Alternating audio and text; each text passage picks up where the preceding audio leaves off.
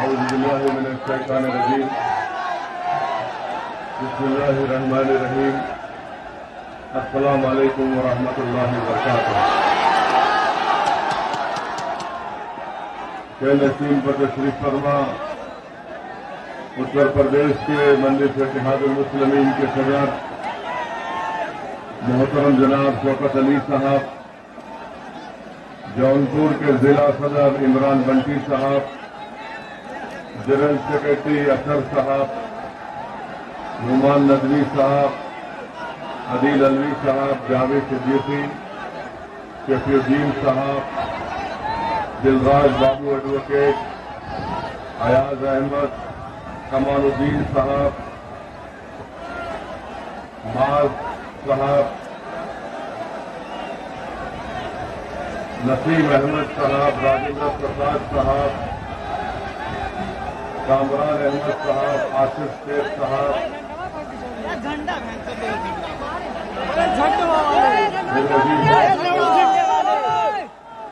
और बुजुर्गों,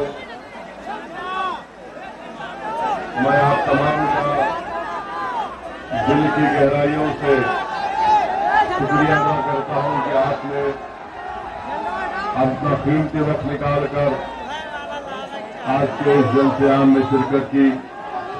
मैं अल्लाह से सिर्फ दुआ कर सकता हूं कि अल्लाह सुब्हानहू व तआला आपके दिल में और मजलिस इत्तेहादुल मुस्लिमीन की मोहब्बत पैदा करे और इंशाअल्लाह ताला ये मोहब्बत हमको आने वाले असेंबली इंतखाबात में आपके वोट और दुआओं से मजलिस के उम्मीदवारों को कामयाब करके उत्तर प्रदेश की सियासत में हम एक तारीख को रकम करेंगे और इंशाअल्लाह ताला आपका इत्तेहाद, आपका ये मोहब्बत, आपका ये जज्बा इंशाअल्लाह ताला जरूर उत्तर प्रदेश की मजलूम कौम के लिए एक नई तारीख रकम करेगा। मेरे अजीज दोस्तों और बुजुर्गों, जो हजरात यहाँ पर सामने हैं, मेरी आपसे गुजारिश है कि थोड़ी देर के लिए खामोश ठहर जाइए। थोड़ी देर के लिए मैं आपके जज्बे को सलाम करता हूँ। जरा खामोश हो जाइए और आराम से थोड़ी देर के लिए हमारी बात को सुन लीजिए। मेरे अजीज दोस्तों और बुजुर्गों, मजलिस इत्तेहादुल मुस्लिमीन उत्तर प्रदेश के विधानसभा में, जैसा कि अभी शौकत साहब ने, हमारे सदर ने ऐलान किया कि मजलिस इत्तेहादुल मुस्लिमीन इस आने वाले असेंबली और विधानसभा के इंतखाबात में पूरी ताकत और पूरी संगठन की तैयारी के साथ इस इलेक्शन में हिस्सा ले रही है। मेरे अजीज दोस्तों, मेरे अजीज दोस्तों और बुजुर्गों, मैं आपसे बताने आया हूं कि उत्तर प्रदेश में इतनी बड़ी तादाद में मुस्लिम अक़लियत रहती है और आपके पास अपनी कोई सियासी ताकत नहीं है, आपके पास अपनी कोई लीडरशिप नहीं है, आपके पास अपने कोई वोटों से मुंतखब शुदा नुमाइंदे नहीं है। उत्तर प्रदेश की सियासत की तल्ख हकीकत यह है कि उत्तर प्रदेश में हर समाज के पास उनकी एक सियासी ताकत है, उनके लीडर है, उनका नेता है। इसीलिए उनके मसाइल को, उनकी तकालीफ को सुना जाता है और उनसे नाइंसाफियों को खत्म करने के लिए सरकार किसी की हो, चाहे भाजपा की हो, समाजवादी की हो या बीएसपी की हो, उन समाज से इंसाफ किया जाता है। आप इस बात का अंदाजा लगा लीजिए कि इतनी बड़ी तादाद में उत्तर प्रदेश में मुसलमान बसते हैं और इतनी बड़ी तादाद में रहने के बावजूद भी मुसलमानों से इंसाफ नहीं किया जाता। मुसलमानों से इंसाफ इसलिए नहीं किया जाता क्योंकि उत्तर प्रदेश के मुसलमानों का ये जानते हैं कि आज इन मुसलमानों के पास इनकी लीडरशिप नहीं है, इनके वोट से मुंतखबशुदा इनके नुमाइंदे नहीं है। इसीलिए ये तमाम नाइंसाफियों का सिलसिला चलता रहता है। मेरे अजीज दोस्तों और बुजुर्गों, मेरे गयूर नौजवान साथियों, मैं आपको ये पैगाम देने आया हूं कि आने वाले असेंबली इंतखाबात में आपको मुत्तहिद होकर अपने एक एक वोट का सही इस्तेमाल करना है। आपको डरने और घबराने की जरूरत नहीं है। मैं आपसे ये गुजारिश इसलिए कर रहा हूं कि मजलिस इत्तेहादुल मुस्लिमीन जहां कहीं भी इलेक्शन लड़ती है तो मजलिस के खिलाफ ये इल्जाम लगा दिया जाता है कि मजलिस अगर लड़ेगी तो फुला जीत जाएंगे, बीजेपी जीत जाएगी। अगर मुसलमान मजलिस को वोट देगा तो इससे दूसरी पार्टियों का फायदा होगा।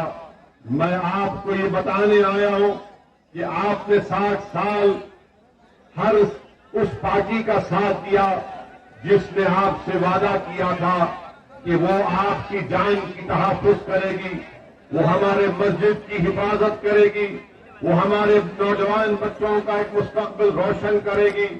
मगर आज आप देखते हैं कि 60 साल हालत मजबूरी में आपने इन तमाम सियासी पार्टियों का साथ दिया, मगर नतीजा क्या निकला? नतीजा ये निकला कि आज हम गरीबी और कसमपुरसी हमारा मुकद्दर बनकर रह गया। नतीजा ये निकला कि हमारे मासूम बच्चे और बच्चियों के लिए स्कूल नहीं मिलता। नतीजा ये निकलता है कि हमारे गांव और हमारे महल्ले जात में कोई तरक्याती काम नहीं किए जाते। नतीजा ये निकला कि हमारा नौजवानों को उनकी जवानी जेल में डालकर उनकी मुकद्दर को, उनकी जवानी को बर्बाद कर दिया गया। मेरे अजीज दोस्तों और बुजुर्गों, इस हालात को, इन हालात को बदलना है और उसको बदलने का एक ही तरीका है कि आप मुत्तहिद हो जाइए और मुत्तहिदा अपने वोट का इस्तेमाल करिए। डरने और घबराने की जरूरत नहीं है। 2019 के लोकसभा के चुनाव में समाजवादी और बसपा मिलकर लड़े। आपने बड़ी तादाद में उत्तर प्रदेश के 75% मुसलमानों ने बीएसपी और सपा को वोट दिया, मगर उसके बावजूद भी आप देखते हैं कि सिर्फ 15 इनके उम्मीदवार कामयाब होकर लोकसभा में सांसद बनकर जाते हैं। मेरे अजीज दोस्तों और बुजुर्गों, बताइए सिर्फ 15 पर क्यों कामयाबी हासिल की? और खुद अखिलेश यादव समाजवादी पार्टी के उनके खानदान के 3 लोग इलेक्शन हार जाते हैं। हकीकत यह है उत्तर प्रदेश के मुसलमानों कि आप तो सेकुलरिज्म के नाम पर इन तमाम पार्टीज को वोट दे रहे, मगर समाजवादी हो या बीएसपी हो, इनका वोट जो हमारे हिंदू भाइयों का वोट इनको नहीं मिल रहा है। इसीलिए मैं आपसे अपील करने आया हूं कि कल तक आपके पास कोई मुतबादिल नहीं था, आज मजलिस आपके दरमियान में है। मैं आपसे गुजारिश करने आया हूं कि आप अपनी पार्टी के उम्मीदवारों को आने वाले विधानसभा के इलेक्शन में वोट देकर कामयाब करिए। और हमारा मकसद यही है कि उत्तर प्रदेश में मुसलमानों की लीडरशिप बने और साथ ही साथ दोबारा बीजेपी और योगी आदित्यनाथ उत्तर प्रदेश का मुख्यमंत्री ना बने। ये उसी वक्त होगा जब उत्तर प्रदेश के मुसलमान मुत्तहिदा अपने एक एक वोट मजलिस के हक में इस्तेमाल करेंगे। याद रखिए, हर वक्त हमको बोल कर डराया जाता है कि आवाज मत उठाओ, सामने मत आओ, वरना बीजेपी आ जाएगी। मैं आपसे कह रहा हूं कि आपको आवाज उठाना है, आपको सामने आना है, आपको नेता बनना है और आप बीजेपी को हराएंगे इंशाअल्लाह ताला। समाजवादी पार्टी ने बीएसपी से मिलकर अलायंस किया, तब भी बीजेपी जीत गई। 2017 में समाजवादी पार्टी और कांग्रेस मिलकर लड़े, तब भी बीजेपी कामयाब हो गई। 2014 में बीजेपी यहां से इतनी बड़ी तादाद में अपने अराकीन पार्लियामान को कामयाब करती है। आपके वोट की अहमियत नहीं रही। उत्तर प्रदेश के मुसलमानों को अगर अपने वोट की अहमियत को दिखाना है, अगर आपको अपनी सियासी ताकत को दिखाना है, तो मैं आपको अपील कर रहा हूं कि मजलिस इत्तेहादुल मुस्लिमीन के अपने अपने वोट का इस्तेमाल करिए।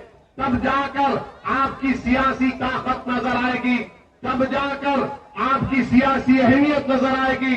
वरना ये तमाम सियासी पार्टियां ये समझती हैं कि मुसलमान कहां पर जाएगा, ये तो हमारा कैदी है, ये तो हमारा घर का गुलाम है, ये हर हाल में हमको हमारा वोट देगा। आप जिसको वोट दे रहे हैं, बताइए आपने क्या हासिल किया। मैं आपको जज्बात में लाने के लिए नहीं कह रहा हूं, मगर ठंडे दिल से सोचिए कि आप और हमने क्या हासिल किया।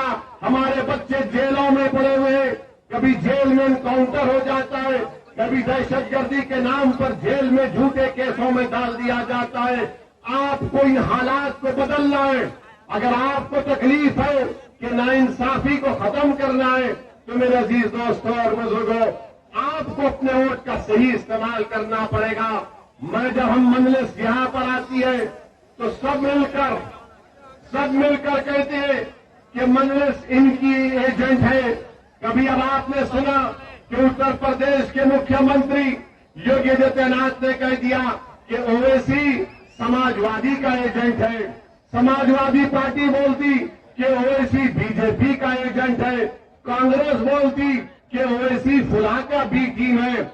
मैं समाजवादी पार्टी से, बीजेपी से कहना चाहूंगा कि योगी आदित्यनाथ और अखिलेश यादव मेरी खातिर एक जगह बैठकर तय कर ले कि मैं किसका एजेंट हूं।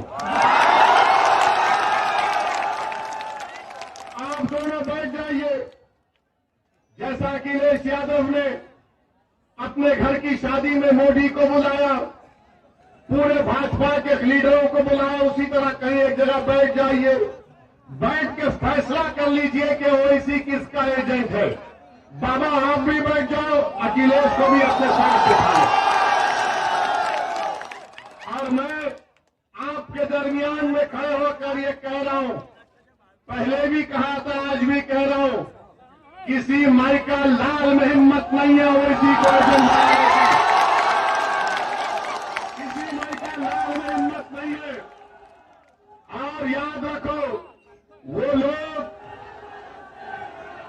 लोग जो अपने ईमान का सौदा करते हैं, वो लोग जो अपना जमीर बेच सकते हैं, वो लोग जो दौलत पर अपना सब कुछ कुर्बान कर सकते हैं, वो लोग जो जालिम को देखकर डरकर अपना ईमान ये सब चीज बेच सकते हैं, वो एजेंट हो सकते हैं। असदुद्दीन ओवैसी इंशाअल्लाह ताला, अल्लाह मुझे जब तक जिंदा रखेगा, जब तक जिंदा रखेगा, ना जालिम के आगे सर झुकाऊंगा, बल्कि मेरा ईमान कमजोर है। मैं जालिम के सामने खड़े होकर इंसाफ की बात करूंगा। कोई दुनिया की दौलत इंशाअल्लाह ताला मुझे खरीद नहीं पाएगी, ना कोई हुकूमत और इख्तिदार को देखकर हम मरूफ होने वाले हैं। अगर कोई ये समझता है, तो मैं उनसे कह रहा हूं कि अपने दिमाग से ये तमाम गलत बातों को निकाल दो। और जो मुसलमान इस तरह की बात करते हैं, मैं सिर्फ उनसे इतना कहूंगा, डरो अल्लाह से। उस दिन डरो जब अल्लाह के सामने ओवैसी भी खड़े होगा और तुम भी खड़े होगे। डरो उस दिन जब एक एक नेकी और एक एक गुनाह का हिसाब और किताब हो जाएगा। आज तुम इल्जाम लगा सकते हो क्योंकि अपने आखाओं को खुश करने के लिए, मगर याद रखो इंसाफ तो होगा, दुनिया में भी होगा और इंशाअल्लाह आखिरत में भी होगा। मेरे अजीज दोस्तों और बुजुर्गों, हमारा हाल तो ऐसा है कि योगी बोलते ये समाजवादी का एजेंट, अखिलेश बोलते ये बीजेपी का एजेंट, कांग्रेस बोलते ये बी टीम। तो एक बात तो मालूम हो गई कि पूरे उत्तर प्रदेश में और पूरे भारत में अगर किसी को किसी से मोहब्बत है, यानी मैं लैला हूं, ये तमाम मेरे मजदूर है, ये तमाम मेरे मजदूर है। बाबा को नींद नहीं आती जब तक ओवैसी का नाम लिए। अखिलेश के पेट का दर्द खत्म नहीं होता जब तक ओवैसी का नाम लिए।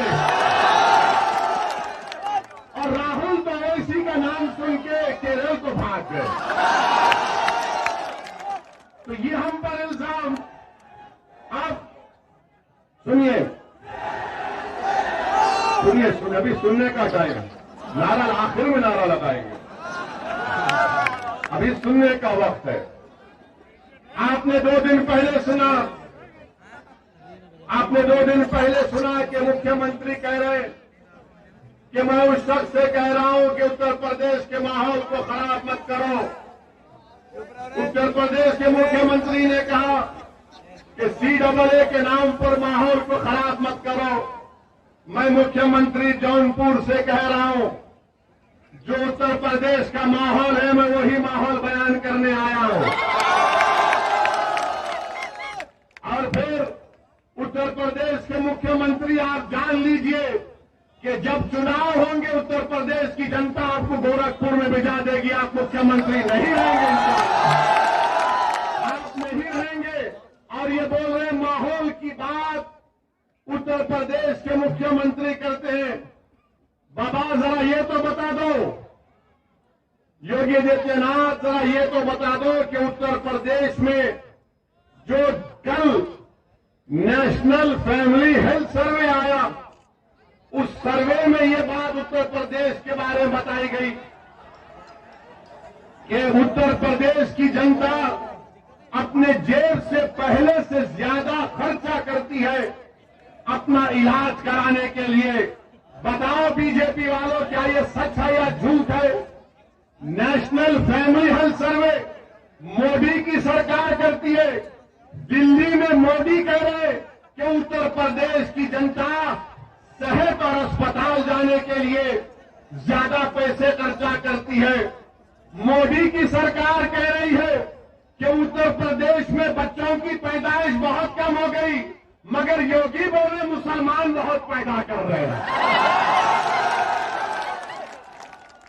अब बताओ बीजेपी वालों, मोदी झूठ बोल रहे हैं या बाबा झूठ बोल रहे हैं?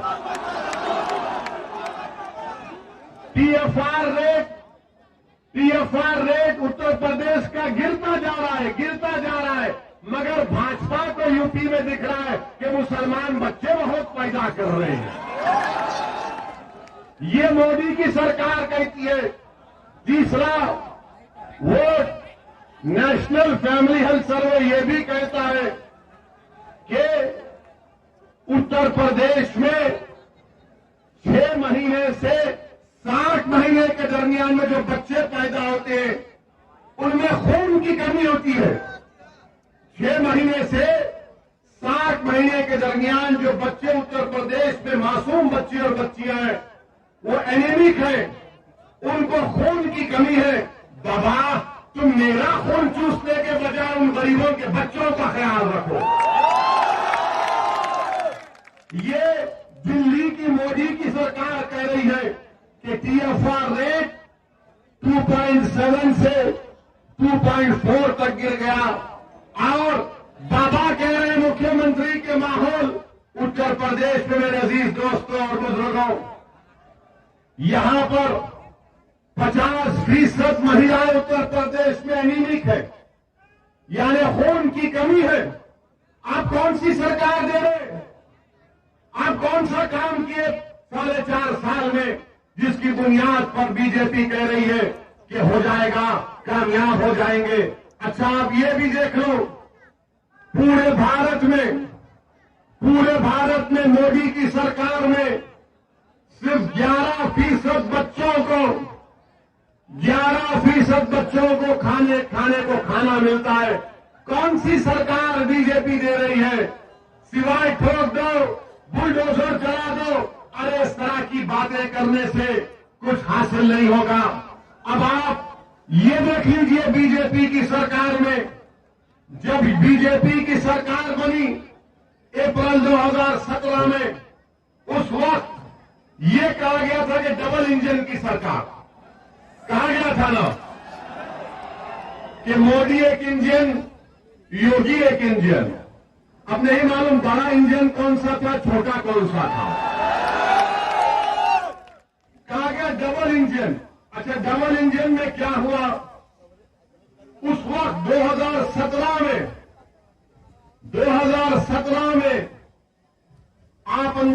लगाइए कि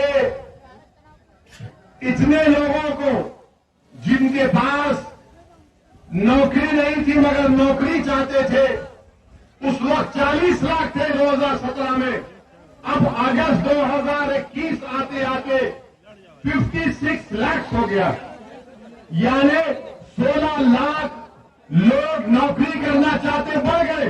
बताओ बीजेपी वालों, ये झूठ है या सच है? आप अंदाजा लगाइए। फिर उसके बाद 2017 में 38% लोगों के पास जॉब था। आज कितने लोगों के पास नौकरी है बताओ? उससे कम हालात इतने खराब हो गए उत्तर प्रदेश में कि नौजवान चाहे किसी जात और बरादरी का हो, किसी मजहब का हो, उसके पास नौकरी नहीं है।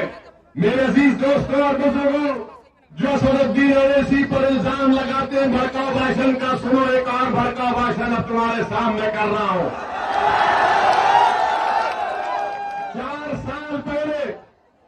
4 साल पहले 25 और 29 साल के दरमियान में जो नौजवान लड़के और लड़कियां थे वो 8% अनएम्प्लॉयड थे, बेरोजगार थे 4 साल पहले।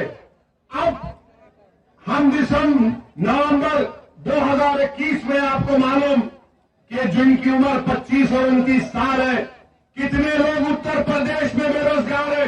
15% नौजवान बेरोजगार है, जो 25 और 29 साल के दरमियान उनके पास कोई नौकरी नहीं। और फिर जो 20 और 24 साल के, वो 2017 में 23% 20 और 24 साल के उत्तर प्रदेश के नौजवानों में नौकरी नहीं थी।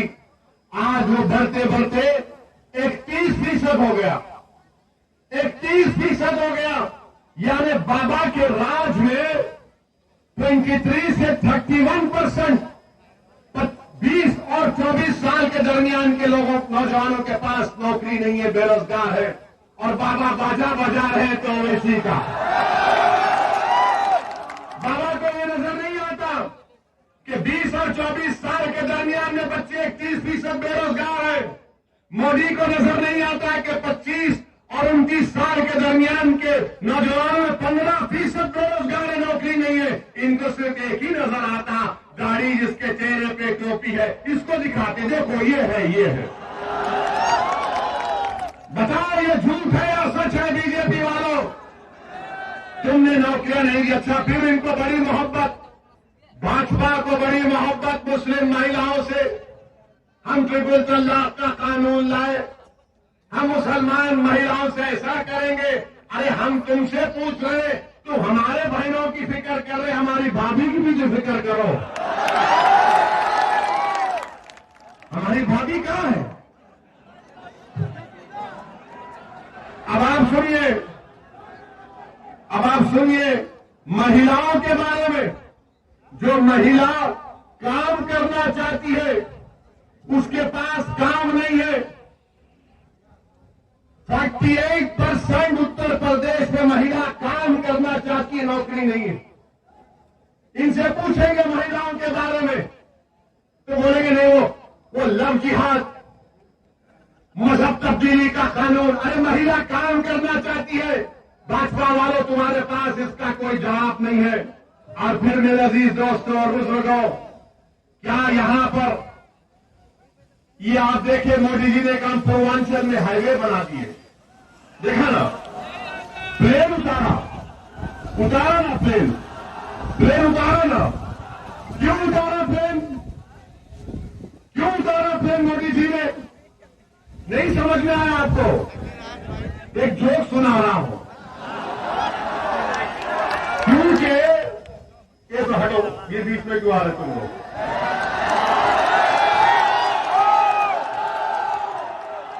मोदी जी ने, सुनिए, मोदी जी ने प्लेन क्यों उतारा? इसलिए उतारा कि उत्तर प्रदेश की जनता को बताने के लिए, सुनो, उत्तर प्रदेश की जनता को बताने के लिए कि भाइयों बहनों, पेट्रोल इतना कीमती हो चुका कि सिर्फ मैं ही प्लेन उतार सकता, तो मोदी सरकार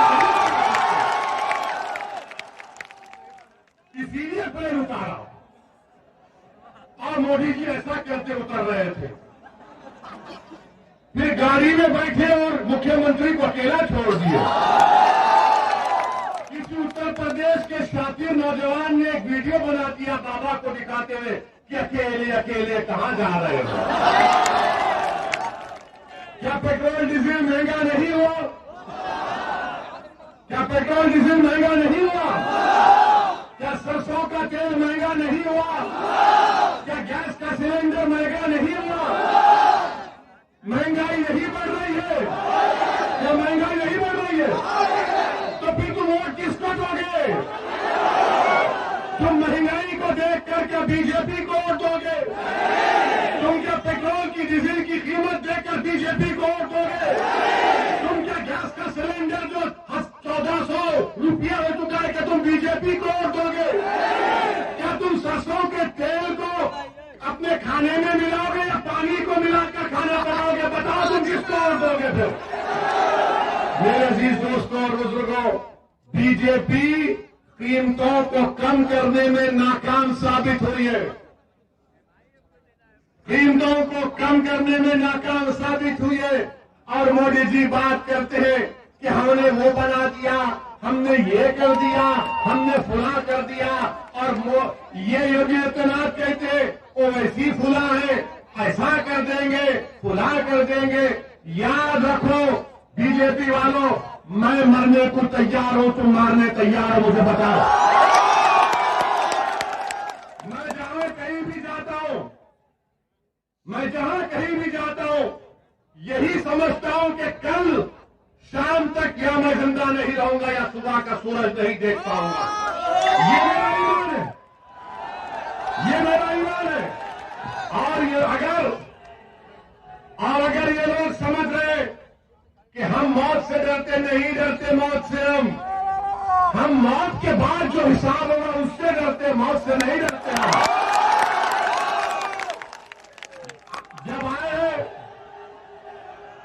जब आए हैं तो जाएंगे, एक दिन सब जाएंगे, कोई यहां पर नहीं रहेगा। मगर हम अल्लाह से दुआ करते हैं कि या अल्लाह नरेंद्र मोदी को और योगी को अल्लाह 125 साल की उम्र दे दो, आमीन।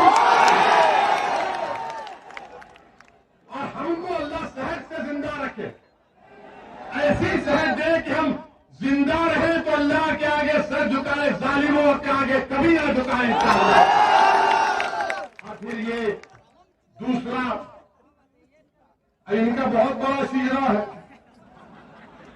आपके जौनपुर के बारे में। अभी हम बनारस एयरपोर्ट से आ रहे थे, विकास हम सब देख लिए,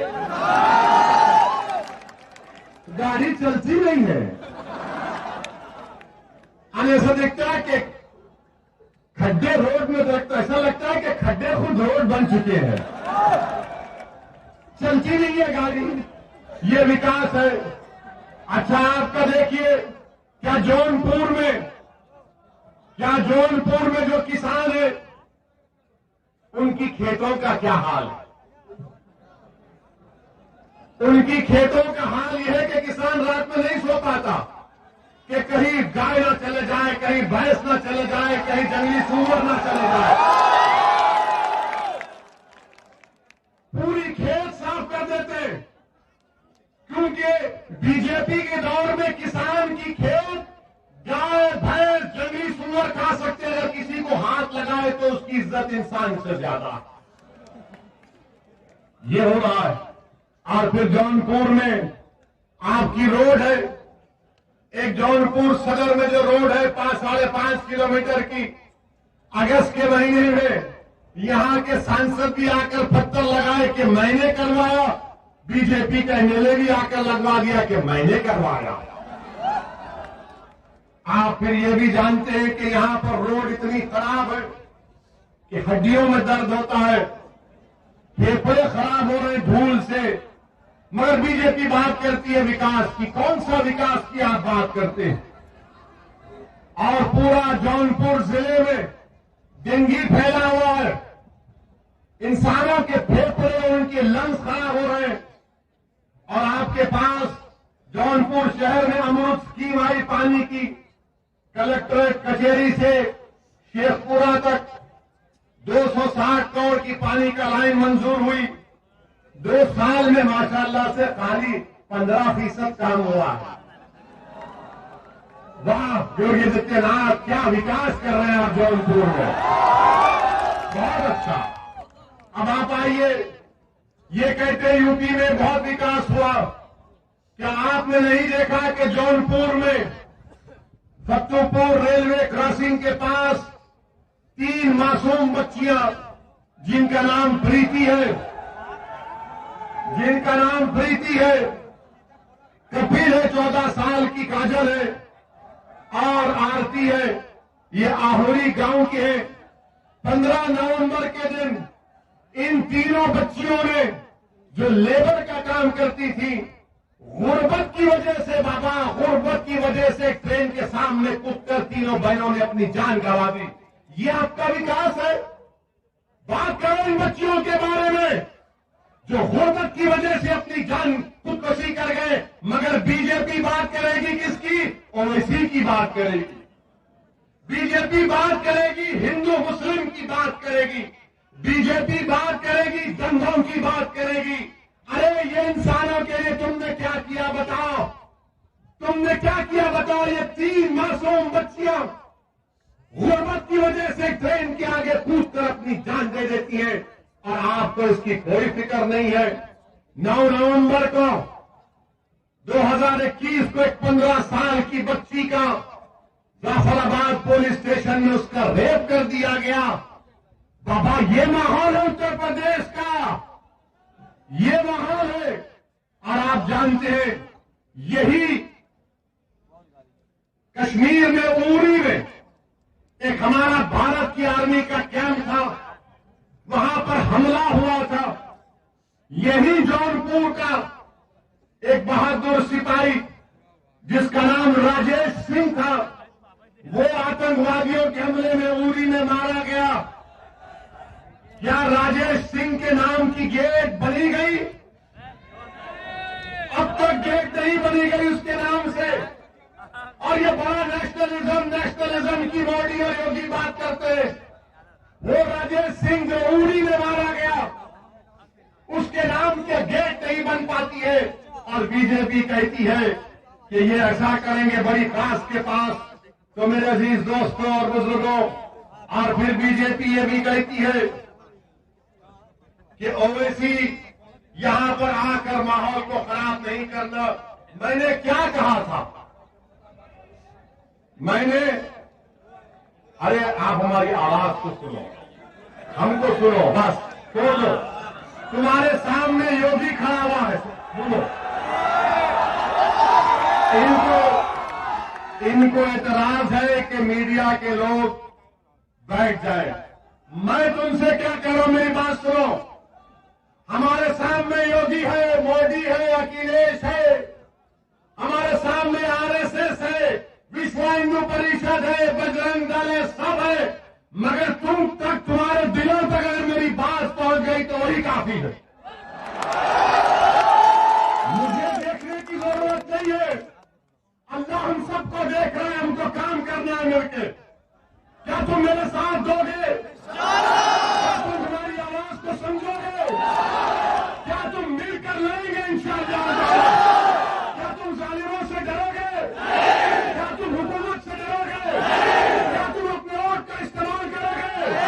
क्या तुम मुत्तहिद होकर बीजेपी को हराओगे? क्या तुम मुत्तहिद होकर मजलिस के उम्मीदवारों को विधायक बनाओगे?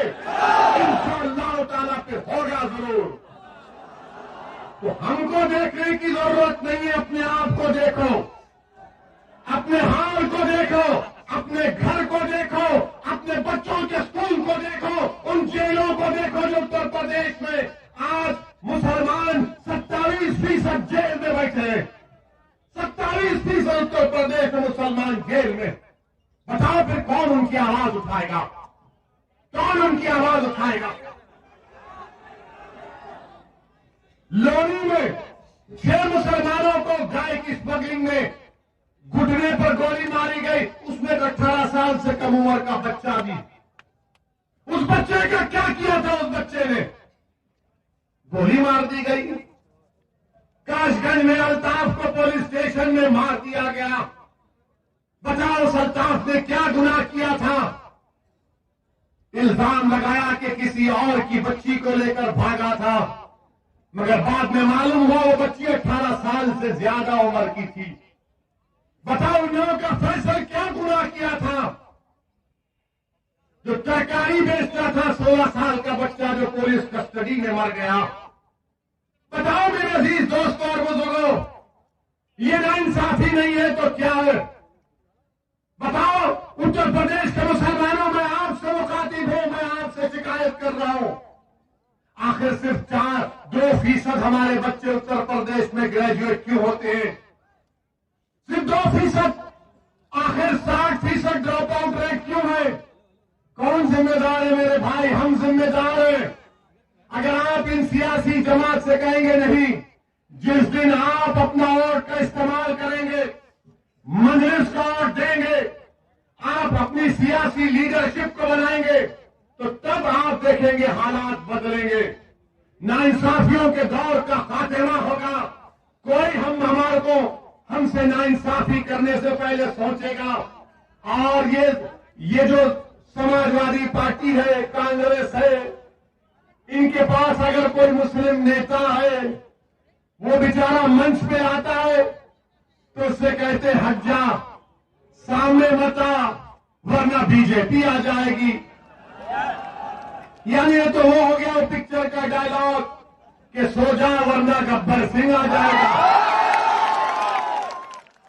अब हम तुमसे कह रहे गब्बर आए, गब्बर का दादा है, हम नहीं सोएंगे, हम ठहरेंगे, आवाज उठाएंगे इंशाअल्लाह। हो गया जमाना कि बीजेपी आ जाएगी। अरे बीजेपी आ जाएगी तो भी मुकाबला करेंगे। जमहूरियत ने हमको हक दिया गया है। बीजेपी आती है तो तुमने क्या किया? बीजेपी आई तो हम पर नुकसान हो रहा। हमारे बुनकर भाई, अंसारी भाई, उनका पावरलूम हैंडलूम बर्बाद हो गया। क्या किया तुमने? हमारा कुरैशी भाई जो बरसों से गोश्त का कारोबार करता, खत्म हो गया। और फिर ये लोग जो कहते हैं कि खामोश हो जाओ वरना बीजेपी आ जाएगी। क्या 2017 तक बताओ समाजवादी पार्टी आपने कितने स्लॉटर हाउसेस का परमिशन दिया था? आपने कितने स्लॉटर हाउसेस का परमिशन रिन्यूअल कराया था? आपके पास कुछ भी नहीं है, कुछ जवाब देने को नहीं है, मगर सिर्फ क्या कहेंगे, नहीं मजलिस लड़ेगी तो और डिवाइड हो जाएगा। अरे डिवाइड तो तुम्हारा वोट हो चुका है ना। 2017 में यहां से कांग्रेस के कैंडिडेट कौन थे? नदीम थे ना? ये दोनों अखिलेश और राहुल मिले थे ना? क्या कहा था? यूपी को इन लड़कों का साथ पसंद है। वो लड़के मिले, ये नदीम लड़का हार गया। हम हराए, मजलिस हराई। क्यों नहीं पड़ा इनको? क्योंकि मुसलमान ने तो वोट दिया। मुसलमान बड़ा जज्बाती होता है। मुसलमान बड़ा जज्बाती होता है। अगर उसका घर जल रहा है और सामने वाले का जल रहा है तो बोलता नहीं उसके घर को बचाऊंगा पहले जाएगा। ये हमारा जज्बा है, ये जज्बा हमारा है। मगर अब आपसे हम कह रहे पहले घर की आग को बुझाओ। याद रखो मुसलमानों, अगर आप मस्जिद में नमाज पढ़ते हैं और मस्जिद में इमाम साहब गलती करते हैं तो मस्जिद के बाहर खड़े होकर किसी को हक हासिल नहीं है कि पुकार करके इमाम साहब आपने रुकू करना भूल गए। जो जमात में होगा, जो नमाज में होगा, वही बोलेगा इमाम साहब सुभान अल्लाह। इमाम साहब को तब समझ में आता कि हाँ गलती हुई है। हमारा हाल ये है कि हम दीवार के पास खड़े रहकर बोलेंगे नहीं मजलिस ये करना था, मजलिस वो करना था। प्यारे आ जाओ मजलिस में, मैं तुमको नेता बनाना चाहता हूं, तुम लीडर बनो। हम यहां पर नेता बनने नहीं आए, हम यहां पर नेता बनने नहीं आए। हम तो चाहते हैं, हमारी ख्वाहिश है, हमारी नीयत है, अल्लाह जानता है कि आप लीडर बने। हम आपके पीछे खड़े रहेंगे, मगर उत्तर प्रदेश के मुसलमानों की लीडरशिप बननी चाहिए। आप बनाएंगे नहीं बनाएंगे? आप लीडर बनेंगे मुसलमानों के नहीं बनेंगे?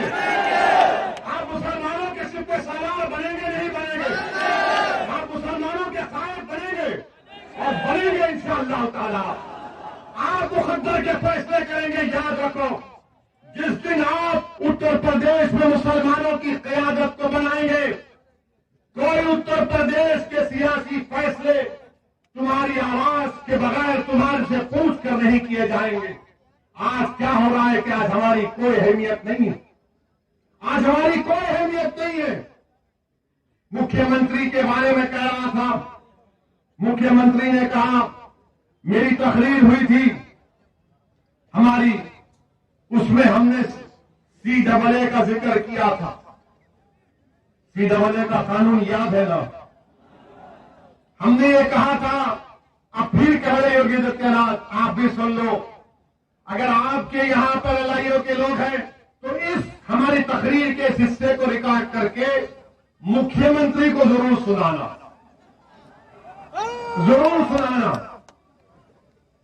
हमने कहा बहुत है हमारे, ये भी हमारे मजलूम बहुत है, ये भी हमारे मजलूम में बहुत है। अब हमने क्या कहा था कि भारत में मजहब की बुनियाद पर अगर कोई कानून बनाया गया तो CAA था। इससे पहले मजहब की बुनियाद पर कोई कानून नहीं बना। हमने कहा कि ये भारत का संविधान जिसको बाबा साहेब अम्बेडकर ने बनाया, ये आर्टिकल 14 का वायलेशन है। मसावात की बात आर्टिकल 14 करता है। मजहब की बुनियाद पर कानून गलत था। हमने ये कहा, हमने ये भी कहा कि CAA को NPR NRC से जोड़कर देखना पड़ेगा। अब आप जितना मजमा यहां पर हजारों की तादाद का, आप मजलिस के पार्टी स्पोर्ट्स पर्सन है, आप क्या बोलते हैं हिंदी में उसको? आप पूरे के पूरे मजलिस के प्रवक्ता हैं आज से। CAA का कानून याद रखो आप। अगर किसी के पास कलम है तो लिख लो, कलम रखो अपनी जेब में मुसलमानों, कलम रखो, क्योंकि इमाम अहमद बिन हम्बल रहमतुल्लाह अलैह अपनी जिंदगी के आखिरी वक्त तक इमाम अहमद बिन हम्बल रहमतुल्लाह अलैह अपने साथ एक किताब को कलम को रखे। लोगों ने कहा कि इमाम आप वक्त के इमाम हैं, आपको कलम और कागज की जरूरत क्यों है? तो इमाम अहमद बिन हम्बल ने कहा कि अगर मैं जिंदगी खत्म होने से पहले तक अगर किसी एक बच्चे से भी अच्छी हिकमत की बात सुनूंगा तो उसको लिख लूंगा। तो आपको मैं बता रहा हूं कि CAA पहले मजहब की बुनियाद पर गलत कानून बनाया गया। CAA को अकेले नहीं देखा जा सकता। पूरे भारत के मुसलमान CAA को लेकर बेचैन क्यों है? क्योंकि उसको NPR NRC से जोड़ दिया गया, उसको NPR NRC से जोड़ दिया गया। और NPR क्या है? आपको मालूम NPR NRC क्या है? कल अगर सेंसस होगा उत्तर प्रदेश में तो सेंसस करने वाले आपके घर को आएंगे।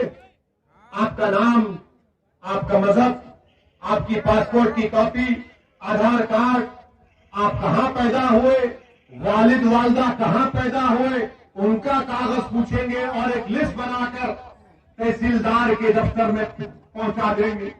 वो तहसीलदार ये कहेगा कि ये डाउटफुल सिटीजन है, शहरी है। फिर आपसे कहा जाएगा असदुद्दीन ओवैसी से कि बताओ तुम इस भारत के शहरी हो या नहीं? अब मुझे भागना पड़ेगा। ये कागज, वो कागज, ठीक है हमने कुछ लाके दे दिया। फिर उसके बाद तहसील के ऑफिस में लिस्ट लगाई जाएगी।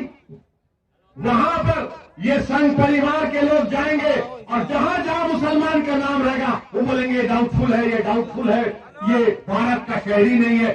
फिर हमको अपनी शहरियत को साबित करना पड़ेगा। ये NPR NRC है, इसके खिलाफ हमें। अब आप सवाल करेंगे कि असदुद्दीन ओवैसी ये तो हुआ नहीं, तो मैं आपसे कह रहा हूं ये आसाम में हो चुका है। क्या हुआ आसाम में? सुप्रीम कोर्ट ने करवाया, वहां पर 19 लाख के नाम नहीं आए, जिसमें से 3.5 लाख मुसलमान के नाम थे। अब जब CAA आ गया, कानून बन गया ना, CAA कानून बन गया, तो वो जो गैर मुस्लिम है, जो 3.5 लाख मुसलमान को छोड़कर जो 15.5 लाख गैर मुस्लिम है, उनको CAA से उनको भारत का शहरी करार दे दिया जाएगा और ये 3.5 लाख को फॉरेनर्स ट्राइब्यूनल कोर्ट में जाकर अपनी शहरियत को साबित करना पड़ेगा। ये होगा, याद रखो। अगर मोदी NPR NRC करेगा तो पूरे भारत में होगा। और जब हम ये चीज को देख चुके आसाम में, सुप्रीम कोर्ट मॉनिटर्ड हुआ, तो ये बोल रही देखो अभी तो रूल्स भी नहीं बने, अभी तो रूल्स नहीं बने, ओवैसी लोगों को भड़का रहा है। मैं भड़का नहीं रहा हूं, बल्कि हिंदू अखबार, अंग्रेजी का अखबार है, एक मशहूर जर्नलिस्ट है, बहुत मशहूर, जिसका नाम मोहतरमा विजयता सिंह है। गूगल में जाओ, हजरत गूगल में जाकर देखो, विजेता सिंह का नाम लिखो। हिंदू अखबार में विजेता सिंह ने मोदी की हुकूमत का जो NPR का फॉर्म है, उसको अखबार में शाये किया। हमने उसकी मुखालिफत की। वो फॉर्म तो यही सब बातें पूछ रहा है और फिर जो लोग बोल रहे कि ओवैसी भड़काऊ भाषण दे रहा है। क्या बात सच नहीं है कि मोदी सरकार एक कानून है, अगर कोई पैदा होता है, कोई मरता है, तो उसको कानून का नाम है registration of death and birth. उस कानून को मोदी सरकार तरमीम कर रही है और तरमीम करके उसको आधार से, इलेक्शन कार्ड से और सेंसस से, NPR से जोड़ेगी। इसकी मुखालिफत कौन किया पूरे भारत में? असदुद्दीन ओवैसी ने किया। मरकजी हुकूमत ने आवाम से पूछा कि आप इस पर ऑब्जेक्शन है तो लिख कर दीजिए। हमने अमित शाह की मिनिस्ट्री को इसके खिलाफ ऑब्जेक्शन लिख कर दिया और हम फिर से कह रहे हैं, अगर registration of birth and death के कानून में तरमीम होगी, वो बिल पार्लियामेंट में लाया जाएगा, तो इंशाअल्लाह ताला असदुद्दीन ओवैसी और इम्तियाज जलील उस कानून की मुखालिफत करेंगे। वो काला कानून होगा, वो NPR NRC की तैयारी होगी। ये बात हम जब करते हैं, और हमने कहा कि जिस तरह किसानों के कानून को वापस ले लिया गया, CAA के कानून को भी वापस लेना चाहिए, तो सबके पेट को दर्द शुरू हो गया, सबके पेट को दर्द शुरू हो गया। अरे राकेश, जब CAA NPR NRC आएगा तो हमारे को परेशानी होगी, तुमको परेशानी नहीं होगी, क्योंकि हम मुसलमान हैं। तुम्हारे लिए CAA इस्तेमाल हो जाएगा और हमारे लिए NPR NRC का इस्तेमाल होगा। मेरे अजीज दोस्तों और बुजुर्गों, मैं आपसे वादा कर रहा हूं कि अगर मरकजी हुकूमत NPR NRC के रूल्स बनाएगी, मजलिस एहतजाज करेगी, मजलिस प्रोटेस्ट करेगी। अगर CAA का कानून वापिस नहीं होगा, मैं फिर से कह रहा हूं, मेरा ये जमहूरी हक है। सुप्रीम कोर्ट ने कहा कि protest and dissent are part of democracy, यानी मुखालिफत और पुरअमन एहतजाज जमहूरियत का बुनियादी उसूल है। और बीजेपी नहीं चाहती कि एहतजाज हो। मोदी पसंद नहीं करते कि कोई उनके खिलाफ बात करे। मैं आज जौनपुर से उन तमाम किसानों को सलाम करता हूं, उनको सलाम करता हूं जिन्होंने एहतजाज किया, तब से मस्त नहीं हुए।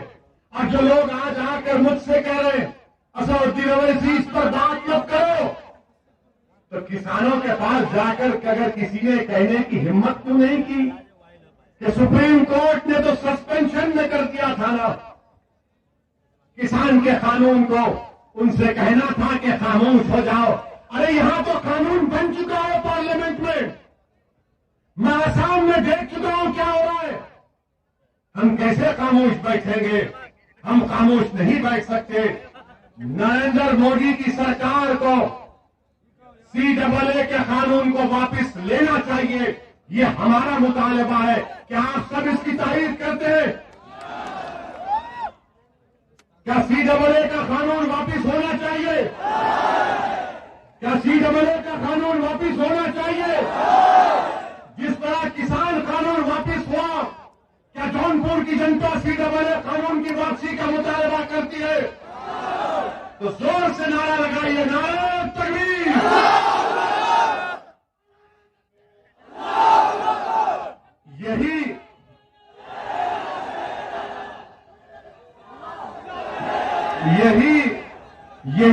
हमको पसंद नहीं आती।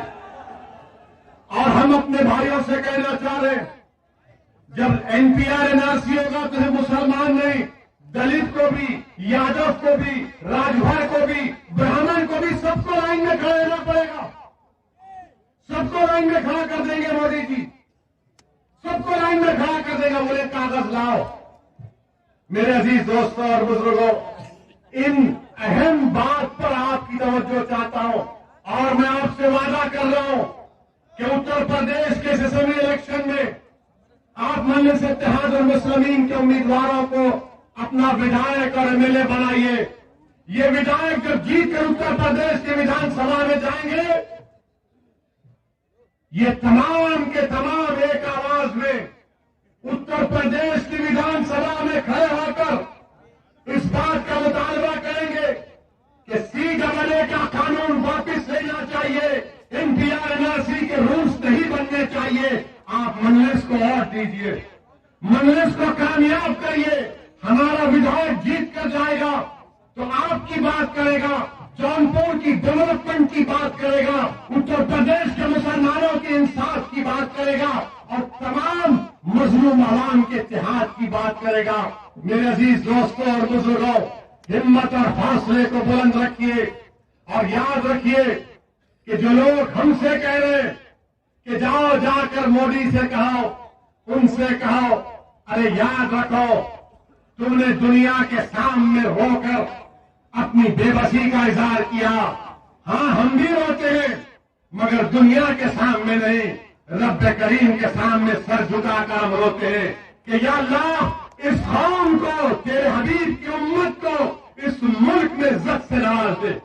हम अल्लाह के खौफ से रोते हैं, हम अल्लाह के खौफ से रोते हैं, रसूल रहमत सल्लल्लाहु अलैहि वसल्लम की मोहब्बत में रोते हैं। मगर मुसलमानों, जालिमों के आगे रोना नहीं, जालिमों के आगे रोना नहीं, अल्लाह के आगे सजदों में जाकर भीख मांगो, वहां पर आंसू टपकाओ। अरे ये लोग डरने वाले हैं, इसीलिए रोते हैं।